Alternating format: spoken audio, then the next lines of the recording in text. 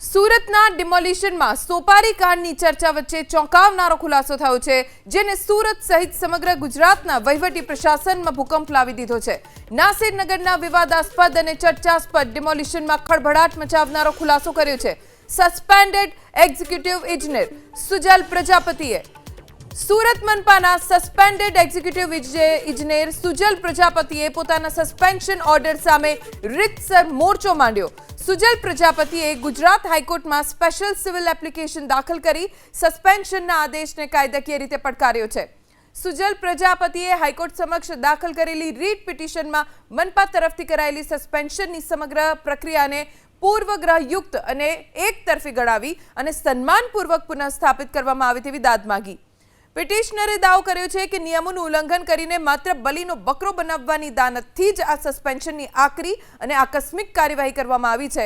આ સાથે સુજલ પ્રજાપતિએ સ્પષ્ટ કર્યું કે તેઓ મ્યુનિસિપલ કમિશનર એમ નાગરાજનની સીધી અને કડક સૂચનાઓના આધારે જ ઘટના સ્થળે હાજર રહ્યા હતા.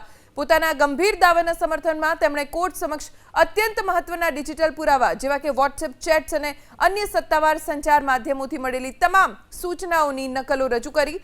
સુજલ પ્રજાપતિએ પણ દાવો કર્યો કે 29 જૂનના રોજ હાઈકોર્ટમાં થયેલી સુનાવણી દરમિયાન મ્યુનિસિપલ કમિશનર એમ નાગરાજને કોર્ટ સમક્ષ એવું જુઠ્ઠાણું ચલાવ્યું હતું કે ડિમોલિશન માટે તેમની તરફથી કોઈ સત્તાવાર સૂચના નહોતી આપવામાં આવી. પોતાની જાતને બચાવવા માટે કમિશનરે બીજા જ દિવસે એટલે કે 30 જૂનની વહેલી સવારે સુજલ પ્રજાપતિને આંતરિક તપાસ સમિતિ સમક્ષ હાજર થવા માટે પત્ર પકડાવી દીધો. પ્રજાપતિએ તપાસ સમિતિ સમક્ષ પણ પોતાના બચાવમાં સ્પષ્ટ જુબાની આપી હતી કે તેઓ માત્ર ઉચ્ચ અધિકારીઓના આદેશનું પાલન કરતા હતા. તેમ છતાં તેમની ન્યાયિક રજૂઆતને સંપૂર્ણપણે નજરઅંદાજ કરીને સસ્પેન્ડ કરી દેવાયા. હવે જ્યારે પ્રજાપતિએ હાઈકોર્ટમાં કમિશનર વિરુદ્ધ પુરાવા રજૂ કર્યા છે, ત્યારે આગામી દિવસોમાં મનપાના આંતરિક વહીવટ, સત્તાના દુરુપયોગ અને નિર્ણય પ્રક્રિયાની પારદર્શિતા સામે મોટા સવાલો ઊભા થવા સાથે વહીવટી આલમમાં ખળભળાટ મચવો નિશ્ચિત છે. આ સમગ્ર મામલે મ્યુનિસિપલ કમિશનર એમ નાગરાજને કહ્યું કે કોઈ આદેશ આપવામાં નહોતો આવ્યો. જે રજૂઆત મળેલી હતી માત્ર તેને જ ફોરવર્ડ કરવામાં આવી છે. તેની ઉપર શું કરવું કે ન કરવું એ તેમણે પોતાની રીતે જોવાનું છે. મેં કોઈ સૂચન નથી કર્યું અને જે પણ ખુલાસો હશે તે હું હાઈકોર્ટમાં કરીશ.